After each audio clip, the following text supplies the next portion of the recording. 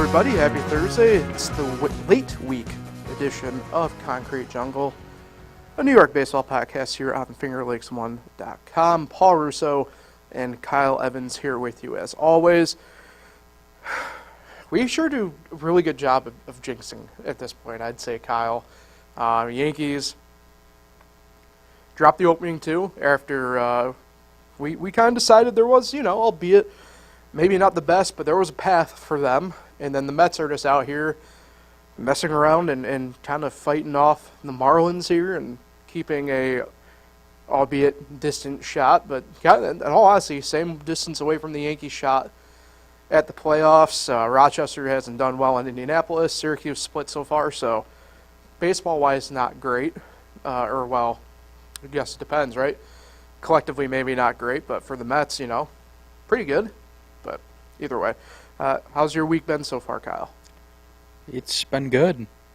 Watching the Yankees hasn't been fun again, but with other things going on, I'm staying busy and still enjoying my time every night watching sports. So there you go. Nothing better. Yeah, how's your week going? Can't complain. Been hectic. It's a busy week. It's a busy couple weeks for me, just personally. A lot of traveling going on that I have the next couple weekends, and really, I guess, for the next month, to be honest. So, but part of life, nothing better. Better than being, I'd say, bored, you know what I mean? So, can't complain, but overall, pretty busy. Yesterday was a nice little needed breather, in all honesty, in the afternoon after work. So, but enough of that. Before we get going, thank a couple of our sponsors today, starting with Desano Propane. Desano Propane is 4 generations strong as a trustworthy family-owned business with unmatched customer service. You can go online to DesanoPropane.com for more information or call them toll-free at 1-800-752-4574 today. Since 1937, the difference has been Desano Propane and Cicino's Pizzeria and Restaurant. You can visit Cicino's Pizzeria and Restaurant at their original Waterloo location, all-new renovated location in Geneva, or at Del Lago Resort and Casino. Dine-in, take-out, delivery, catering, and banquets. Order online at Cicinos.com. Live, laugh, and eat well. It's the Italian way. So, Kyle, the Yankees, start with them, have dropped the first 2 games against Toronto, which not what they needed. So we'll start here in the grand scheme of it first. We mentioned, the path that they had, more or less, going to be dictated about how well they do against Toronto, more or less. And they had to go out and, maybe not necessarily win all the games, but you have to take most of them. And frankly put, they are not off to the good start that they needed there, to the point that their magic number to elimination is 3. And as you brought up to me this morning, Kyle, that can be attained technically tomorrow night, possibly. Yeah, not a good start to the homestand. The offense just hasn't been there for both games. Just so many injuries, it seems like, with the bullpen that's now causing the relievers, the bullpen to struggle. I mean, 6 walks yesterday from the bullpen in 2 innings. Mm-hmm. We haven't seen that all year from this bullpen. So just seems like things are back to where they were. We had that nice, 2-week stretch where the kids were up and they were healthy and everything was going well, and now it kind of just seems like they're back to where they were in July. Yeah, I mean, that's a tough part, maybe more specifically yesterday, obviously Wednesday night with Michael King starting. We'll get more into that in just a second, right? But, the offense is not showing up, frankly, right? But Michael King leaves you in a good spot where, if we were talking even last week, right, about this Yankee bullpen, probably that Austin Wells in the 9th would have at least tied the game up, and it just wasn't meant to be in that case, right? The bullpen, look, I'll call it, but the bullpen frankly blew up. And, it's one of those deals where it's like, damn, if this injury, quote-unquote, injury bug gets him at this time, it's like kind of really an unfortunate end to one of the few bright spots about the team through the whole season, to be honest. Yeah, and then just so many of the main guys just aren't producing on offense, and that's really the biggest thing.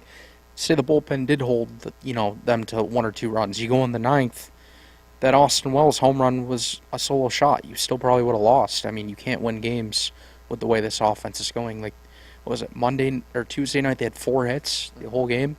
I mean, it's just stuff we saw all in the beginning of their middle parts of the season, I should say. And it just 10 games left. I mean, this just needs to end. It's been such a rough year.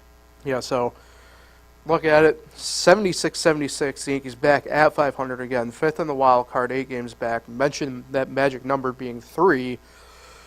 But really, if the Yankees lose tonight against Toronto and then lose again tomorrow, they're done. I mean, that magic number 3 is really closer to being kind of like 1.5, to be honest.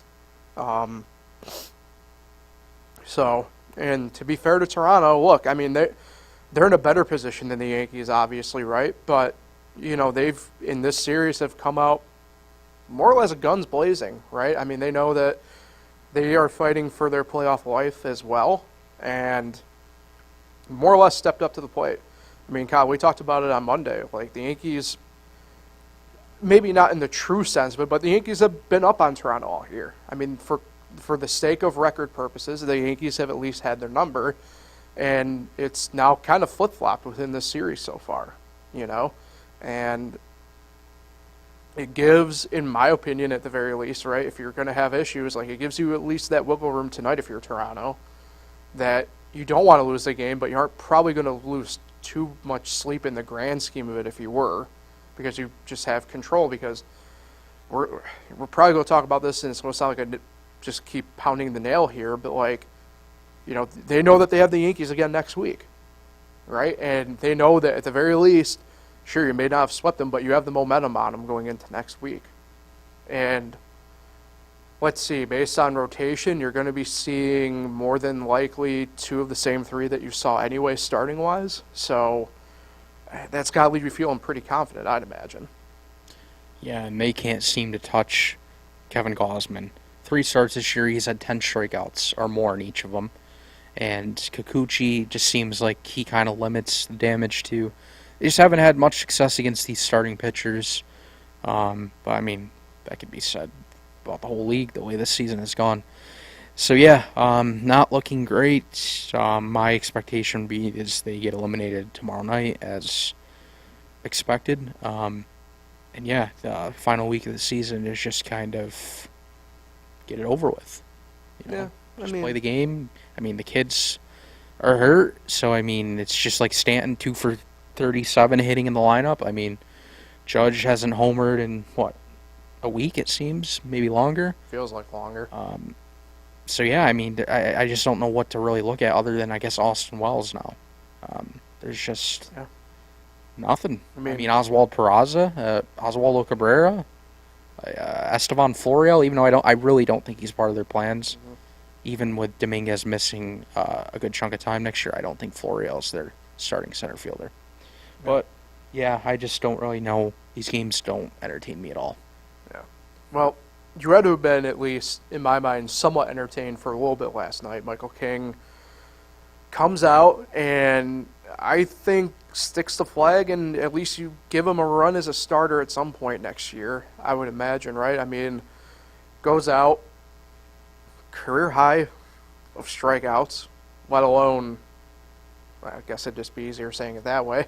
But, we've talked about, right, how he's now found himself in the starter role more or less now just by, I guess, maybe number count in a sense, right? Like this next man up. But for a guy who was a starter initially coming up but transitioned to the bullpen, he looks like he hasn't missed too much of a beat coming back into the role. And, like I said, to me anyway, I think he makes the case of at least you got to give him a shot at the rotation into next year. I mean, look, for better or worse, he's frankly one of the big reasons why the Yankees even had a shot going into this week at making the postseason. And I know going into next year, right, Cole has a spot locked up, Rodon has a spot locked up. I'm going to go ahead and say Clark Schmidt for sure has a spot locked up. We don't know about the future of Luis Severino. We don't know about the future of Domingo Germán. I'm assuming Nestor gets a spot. Nestor, right? So that leaves a fifth spot available between, honestly, Frankie Montas more than likely and Michael King. I don't know. I know Montas. I don't think they're bringing Montas back. I know he's a free agent. If Cashman's still the GM, he's probably back. That would be stupid. I mean, you know, to me, right, because it's just like Cashman's going to do the thing where it's like, I'm not going to give up and look like a failure off the bat. But frankly, to me, the way I look at it is it's Montas and King for that fifth spot in the rotation at this point. I mean, unless the Yankees just go out and sign someone, and I mean, starting pitch market this year is what? What, bring back Jordan Montgomery? I was going to say Montgomery. I mean, I wouldn't be opposed. I mean, I know he kind of said it jokingly, but I wouldn't be opposed. I mean, he was in double-digit strikeouts too the other night. I mean, Gumby's good, but like overall, outside of Ohtani, it's not an overwhelming starting pitcher market this offseason. You know, unless I'm missing somebody very big, which I could be, but I don't think it really is. So, to me, Michael King's earned, in my mind, the opportunity for Aaron Nola. The fifth. I wouldn't be opposed. I mean, I know we're doing a different thing here in this moment, but I wouldn't be opposed to Aaron Nola. Blake Snell. Definitely wouldn't be opposed to Blake Snell either way. Okay, never mind. We're going down too far much of a track. Yeah, we'll talk about this in the offseason. Yeah, but Michael King, your thoughts, Kyle? Yeah, he's been really, really good. I think what's been so good for him is he's mixing his pitches way better. Obviously, you have to as a starter.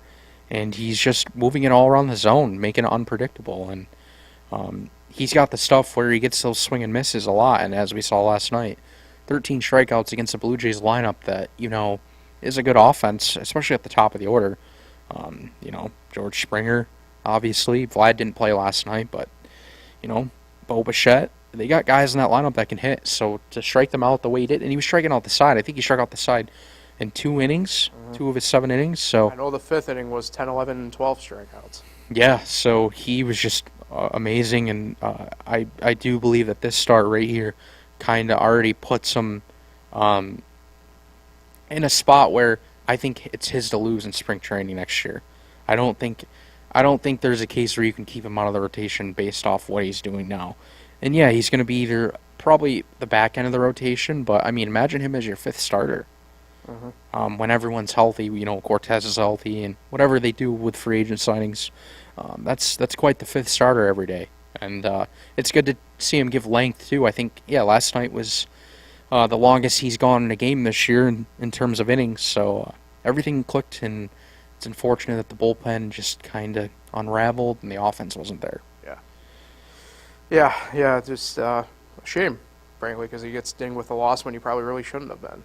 And most strikeouts by a Yankee pitcher since Cole last year when he had 14. Yeah, so that's all you need to know. All right, let's talk about some other guys here. Some updates on guys. We know officially Jason Dominguez underwent Tommy John surgery.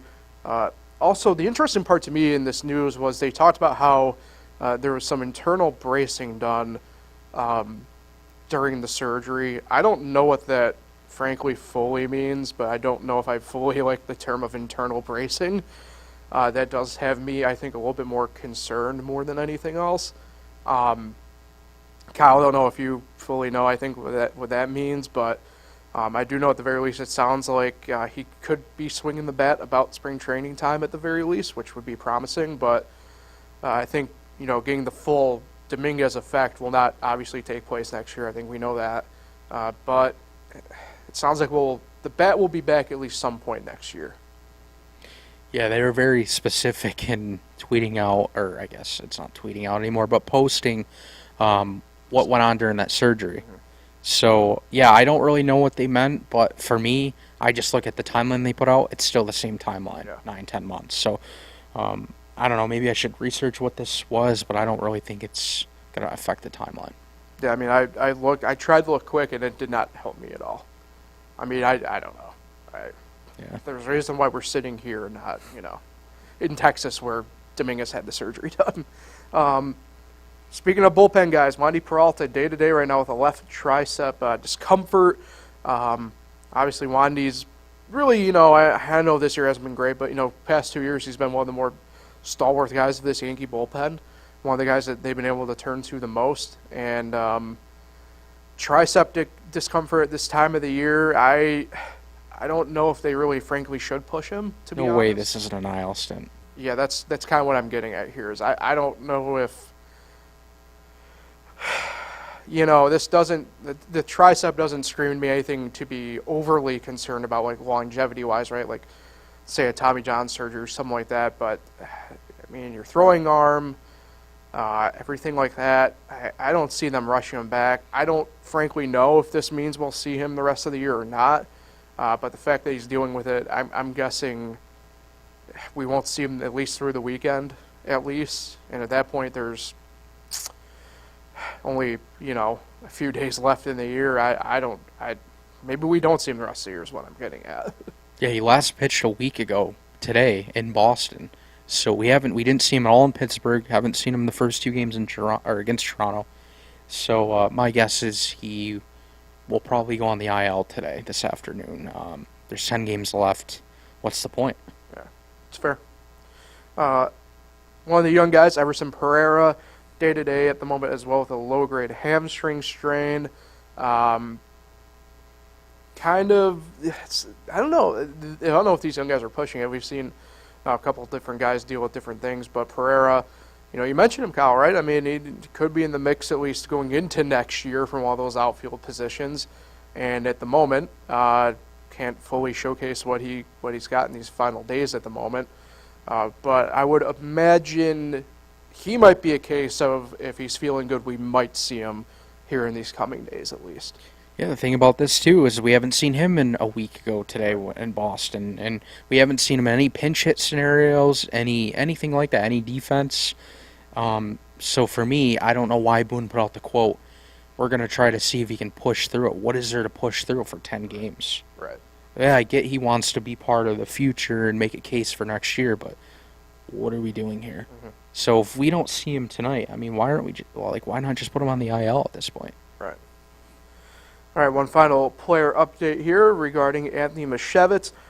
Saw a doctor in New York on Monday. He's in good spirits, but still dealing a lot with some concussion symptoms. Boone more or less said he's probably done for the year, which, not surprising, but I think the main thing at this point with him is the fact that he is, at least outside the concussion stuff, he's feeling good and doing all right, given honestly what he went through 6 days ago. Yeah, as we said the other day, it could be way worse. So even though he's done for the year, at least it seems like he's doing all right for the most part. And I'm not sure we see him again with the Yankees, but I'm sure he'll end up somewhere next year. Yeah, definitely. All right, so with the Yankees now, they turn to finish the series with Toronto tonight before welcoming the Diamondbacks into the Bronx for the weekend for 3 games. Tonight, 7:05 on Yes, Jose Barrios against Garrett Cole. Frankly, it's a must-win, I'd say, for the Yankees at this point, if they want any shot, obviously, of continuing down the path towards a postseason, or keeping their hopes alive, rather. I frankly do think they get the win tonight. I mean, Garrett Cole needs a good start anyway. He's had a rough couple for his standards anyway, the past couple. To me, the Yankees, for better or worse, are done, right? But I can't see Cole, the way Cole's wired, he's not going to let them go down without a fight tonight, in my opinion. And, all things considered, who knows? Maybe we get the Barrios really of last year, not this year, where, he gives up 6 earned runs in 2 innings type deal. So I think for tonight I'm more optimistic, and it's only because, frankly, really Garrett Cole's on the mound. Yeah, I agree with you that Cole's definitely going to put up a fight and keep him in it, but I don't think that offense is going to do anything again. Other than Gleyber Torres consistently hitting 274 now. They don't do enough. I mean, he had 2 of their 5 hits. What was that, last night or Tuesday? I don't know. I think the Blue Jays are going to sweep. I hate to say it. Can't believe that they're going to sweep the series because I actually thought the Yankees would win the series. So yeah, give me a Blue Jays sweep. All right. And then starting tomorrow night, obviously the Diamondbacks in town, 7:05 tomorrow on Yes. Be Brandon Pfaadt going for Arizona, and then to be announced for the Yankees. Saturday and Sunday, both pitching matchups are TBD. But Saturday, 1:05 on Yes or MLB Network, depending upon your market. And then Sunday, 1:35 on Yes. What you got, Kyle? So remember, I have the matchups. It's Luke Weaver. You're able to get them, okay. Yeah. It's Luke Weaver tomorrow. Okay. Carlos Rodon Saturday, and Clark Schmidt Sunday. All right, so LL win. that's what you're thinking? Yeah, Luke Weaver just got lit up by Pittsburgh. They're lucky they scored runs that night. True. And Rodon is just Rodon. God, that guy. Sorry, I won't get going here on Rodon, but that guy is pretty frustrating to watch. Fair. So yeah, there's my prediction already. They lose 2 of 3 to the Diamondbacks. I go they win 2-3 against the Diamondbacks. Diamondbacks are riding kind of high right now after sweeping the Giants, but something to keep in mind is they're riding high collectively here at the moment, and they've been Jekyll and Hyde so far in September a little bit, but, you know, I don't know. I mean, they're fighting, obviously, for their playoff lives as well in the NL, but, I mean, Pfaff's not overly great. The Yankees will miss facing Merrill Kelly, and I believe also technically will miss facing Zach Gallen. So I'll go Yankees 2 of 3 here. I think they get it done against Arizona, but will it be enough in the grand scheme of things to stave off elimination? I doubt it. So what are you going to do? All right, let's transition over here to the Mets. The Mets, somehow, some way, they're still alive in the playoff picture by taking 2 of 3 against Miami. And it was kind of an interesting series in my mind. It seemed like in different games, different facets kind of stepped up and showed up. Really, the only spot, once again, where to me they really didn't was kind of the bullpen in a way, and that's more of a shout out to Kyle, your favorite Met, Trevor Gott, aka Trevor Knott, on Wednesday night, Tuesday night rather. Apologize. You know, this Mets team, you know, their magic number's 3 to elimination. Again, kind of like the Yankees already mentioned about that, how they're kind of mirroring each other again. But for the Mets, it's kind of a different situation. I mean, like, you look at last night's game, right, on Wednesday. You know, we talked about this off air, right? But you know, you have Brett Beatty hits a home run. But to me, like, you have Mark Vientos step up, have not only the hardest hit ball of the year for the Mets, right?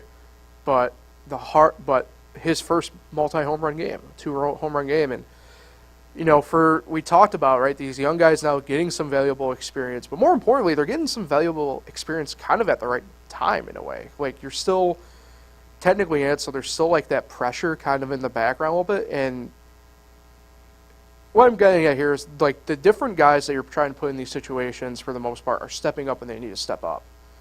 And I know, I remember talking about at the end of, like, obviously, like, the trade deadline at the end of August, or end of July into August, we're talking about kind of like, they had these statements about, you know, we might not be looking to compete next year, it might be 2025, but, you know, and sure, maybe World Series aspirations for 2024 are not there. But, like, this is a team, in my mind, the way that they've been playing the second half, you know, as they get some more experience under belt and everything, and maybe they can add a couple, like, you know, minor pieces to make a big improvement next year. Like, this is a team that I think can make noise. And they're making some noise right now, these younger guys, again, finally. And it's at an interesting time. Like I said, I mean, they're technically still in it, so there's still some pressure there on these guys to perform. And, you know, your Vientos, your Jose Buto on Monday pitched another great game. Mentioned Beatty, right? But, you know, the young guys are you know, handling the pressure pretty well, it seems. Yeah, and even the veteran players are starting to hit more. I mean, look at Jeff McNeil. Mm-hmm. He has 4 home runs this month out of his 10. And he's hitting now 270 on the year. Lindor's chasing a 30-30 season, which is going to be tough for him to get 4 more home runs. Should get 2 more stolen bases, but those homers might be tough. And then even Francisco Alvarez, who's been a little quiet as of late, but still, you look at his numbers, 23 home runs. Pete Alonso's still driving in runs, it seems like, every night. Isn't Nimmo at a career high for home runs now, too? Yep. He's got, was it 26? Or 24? Yes, yeah. 24? Yeah, so all the veteran guys now, it seems like, are hitting, too. And DJ Stewart, I'm sorry to spoil it, but he's hurt. But before then, he's hitting 300 in his last, 20 games. So everything seems to be going well. And then, like you said, Vientos with 2 homers last night. Mauricio's hitting the ball well, of course. Vogelback's even had some big games. So, yeah, it's good. I guess if you're a Met fan, it's exciting to see this team fight and ruin other teams' playoff chances. The Marlins are in your division, and you just possibly spoiled what could be a wild card spot for them if they don't go on a run. It's like what we said, too, right? Is like when the Mets kind of got hot there at the end of August, we said, they're probably a team that you wouldn't want to play right now because you don't want them to play spoiler, and because of how well things have kind of fallen for them as of late, and maybe to the detriment of some other teams ahead of them, how bad they're playing. They're kind of just randomly back in it too, and we didn't talk about it a lot Monday, but their path, kind of like the Yankees, it's not great, but it's kind of there, and it's certainly possible. It's a similar schedule to, I think, the way the Yankees have it and a lot of other teams in MLB have it, right? Is they get the Marlins and the Phillies again next week. Or wait, no, for sure the Phillies next week, right? And then, but yeah, the fact of the matter is, right, is they have the teams ahead of them, and the teams are trying to more or less stiff arm them away so they can get to the end line. And, like I said, do you want to face the Mets right now? Probably not. They're clearly being pesky enough to cause some drama for teams out there. All right, so for the Mets, I want to talk about a little bit like we did with the Yankees here, right? They're going to more or less, it's not like a true win-out type scenario, but they, like the Yankees, could technically be eliminated tomorrow night, and starting tonight, even, they have 4 games against the Phillies, more games against the Phillies next week. Like I said, it may not be an exact you have to win out scenario, but there's not a lot of wiggle room if you actually want to try and go up the uphill path of getting to the postseason. Yeah, the thing is, if they go 9-1 in their last 10, 7 are against the Phillies, by the way, that puts them at 80 wins. The problem with that is the Cubs, who are the 3rd team right now, already have 79, so it is very, very unlikely unless all 3-4 of those teams in front of them lose 8 of 10. Mm-hmm. And somehow you look now, this is the closest they've been in a long time. Padres are 4.5 out. Yeah. They've gone 8-2 in their last 10 and won 7 in a row. Mm-hmm. So don't look now, but the Padres are almost passing the Giants and catching the Reds. But that's the thing I like going back to the Diamondback thing, right? It's the Giants couldn't afford to get swept by Arizona, and they did. And they did themselves no favor. The Giants do not look great right now, and their rotation got dinged up in Arizona. It's looking like Alex Cobb is done for the year with a hip issue. He didn't look good, and the Giants, those last 2 games against Arizona, had Arizona in spots to beat them, and Corbin Carroll frankly forced the Giants' hand into making an error, and they did. So in theory, the Mets can certainly do that with the Phillies, And the schedule favors the Padres. 3 with the Cardinals, 3 with the Giants, and 3 with the White Sox. So, can the Padres make the playoffs? Wow. It's murky for the Mets. It's there, but it's murky. Yeah. So, all right, you mentioned Kyle DJ Stewart. He's dealing with some left wrist soreness. X-rays ran yesterday negative. He was a very late scratch in the lineup. Rafael Ortega took a spot. And it kind of sucks, to be honest, because he's had such a good, honestly, month and a half since he got called up. But, hopefully, he can get back in the lineup here in these few remaining days and finish out what's been a very strong couple months in the major leagues. It's crazy to say this, but he's been one of the Mets' best hitters in the last month. Even in terms of RBIs, driving a run. So yeah, hopefully we see him back. I feel like we will see him back. So yeah, hopefully maybe sometime this weekend. Yeah, be nice. Starling Marte, he's played in a simulated game in St. Lucie on Tuesday. The Mets technically called it a rehab assignment, and some way, somehow, we might be seeing him play in Big League Baseball next week with the Mets. Both of us were kind of thinking he was going to be done for the year, but apparently not, possibly. Been dealing with that groin issue. So that'll be interesting to actually see if he's actually up. I didn't think he would be. Kyle, I know you felt the same way, but what that tells me is they're probably just trying to at least keep him loose and obviously not fresh, but loose and at least get some reps going into the off season so that it's not a wasted rehab effort at this point. I don't know. That's my only logic behind it, I think. Just pulled up some comments here. People think they're showcasing him for trades this offseason. I don't know how a week's worth of games after being out so long would really showcase anything, Right. but especially because he's a veteran anyways. But yeah, it seems like he's going to be also at AAA Syracuse Saturday and Sunday. So if you're around the area, I guess go out and watch Starling Marte. Yeah. Okay. Guess so then. We did get official word, even though we've been saying it here the past couple of weeks. Edwin Diaz officially will not be doing any pitching at all at any level, competitive-wise, in 2023. Not surprising, but his rehab I wouldn't say hit a lull, but at this point he's just been doing a lot of bullpen work and stuff like that. So no sense in really putting him out there to outright risk injury. But that's a guy that we know will be on the Mets for sure next year, and probably will shore up things on the bullpen side of things without having to, go out and splurge for a bullpen arm. Yeah, so it's been 6 months since Diaz's injury, and what was his recovery time? Wasn't it 8 to 10 months? Yeah. So he definitely is way ahead of schedule. But I agree with the move. Do not put him in these meaningless games, even though I watch basically every Mets game and I see how bad their bullpen is. And I see Trevor not blowing games. I mean, it's frustrating if you're a Mets fan. Like the other night, did you know Brandon Nimmo tied the game when they were down to their final out with a 2-run double? And immediately in the next half inning, gives up a walk-off single to Jake Berger.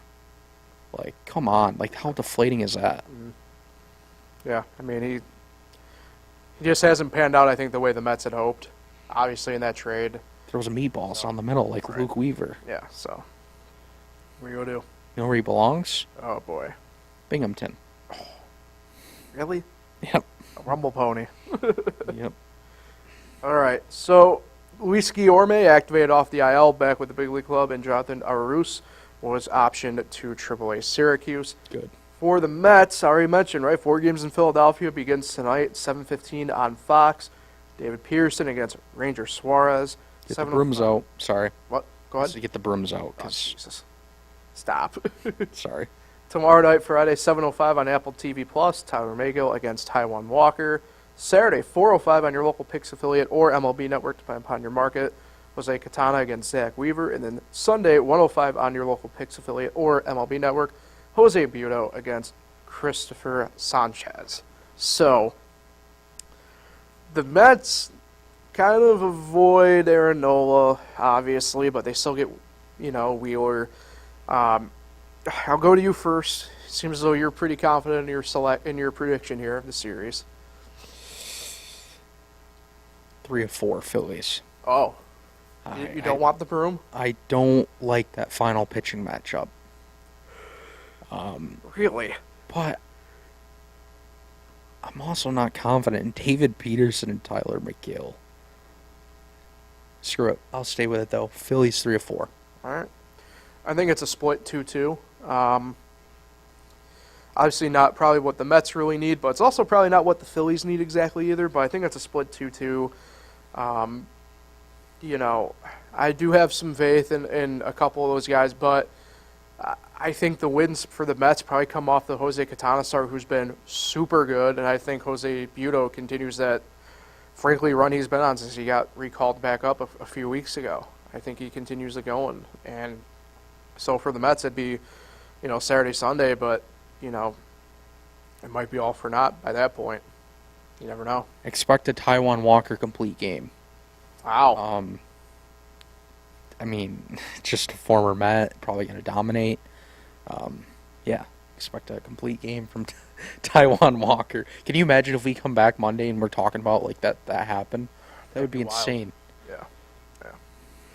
All right, so finish up here, talk a couple minutes here about Rochester and Syracuse. Final week of the AAA season for both teams. Rochester has given up a lot of runs to the Indianapolis Indians so far. 19-1 and then 14-11 yesterday. Syracuse, they've split so far with Scranton Wilkes-Barre. I know yesterday was actually a high-scoring affair for Syracuse anyway against Scranton. For Rochester, Blake Rutherford recalled to Washington. Right-handed pitchers Tyler Scoff and Holden Powell assigned from AA Harrisburg. And right-hander Luis Reyes placed on the injured list. Syracuse, David Griffin assigned back to AA Binghamton, while Vinny Natoli was activated from the injured list. So, not much, I think, overall say here on these teams. We kind of know, unfortunately, they've been eliminated. They're kind of just finishing out the season here, but, it's tough. Obviously, Rochester's dealing with, I think, more roster shifts at the moment again than anything else, so it's just hard to get consistency going for this final series. Whereas, for Syracuse, they've kind of, I wouldn't say caught fire, obviously, but, that offense, all things considered, it's been pretty much the same guys at least in the lineup now for about 3-4 weeks. And they really, especially, you kind of noticed the last week more against Worcester, just really clicking and getting going all of a sudden. And that's been their MO all year. I don't want to make it sound like they haven't been hitting all year or anything like that, because they have been. But, when the Mets were having to do a lot of call-ups because of injuries and stuff like that, it kind of hampered them a little bit. But, this was kind of the Syracuse team that we kind of saw, frankly, at the beginning part of the summer. And kind of nice. I know they're home, obviously, the final couple days here. So get out if you can and see them. But, one final treat for the home crowd looks like, that offense really showing up. And, Dennis Reyes, shout out to him. He's had a lot of good starts here the final month for Syracuse. And he had another good one yesterday. I think it was 6 innings, two earned runs, and he's done a really good job in a spot where, he's pretty much the guy now. He's kind of the last of, the guys who was not there maybe to start the whole year, but, that block of guys between him, Budo, Lucchese, and Peterson, and I guess Mago for a good chunk of the summer, that, he's hung around tough and battled tough, and he's kind of showcasing it now here in the final starts of the year for him. Yeah, I would say my biggest takeaway from the two AAA teams is there's been a lot of transactions. We have 234 for the Rochester Red Wings. Crazy. And I believe it's about 270 for the Syracuse Mets. Yeah. I mean, holy, that's a lot of transactions, and we still have 3 days to go. There's certainly, I would say there's definitely going to be more. It seems like there's always a transaction. We know of one coming, right? Yeah. So, yeah, I mean, it's the beauty but also the ugly of minor league baseball, as it currently is. So, but, yeah, like I said, get out to Syracuse if you can.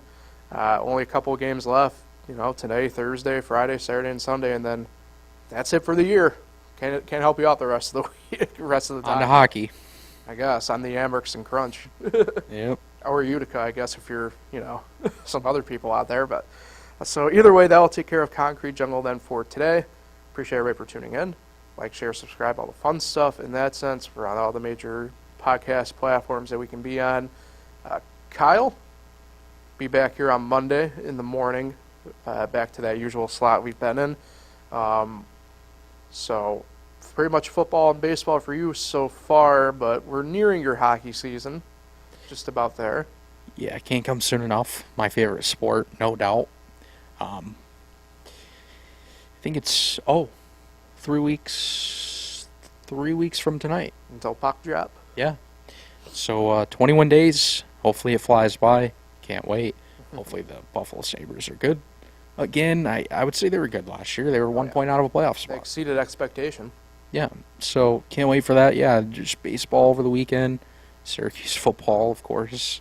I laugh because you know how I feel about that. I'm not a big college person, but I do follow it, of course, and high school. Yeah. So, gonna be a quick and entertaining weekend, I would say. For sure. How about you? Anything big? Yep, off to the alma mater, Gannon University. Shout out, homecoming weekend. So be back there for that.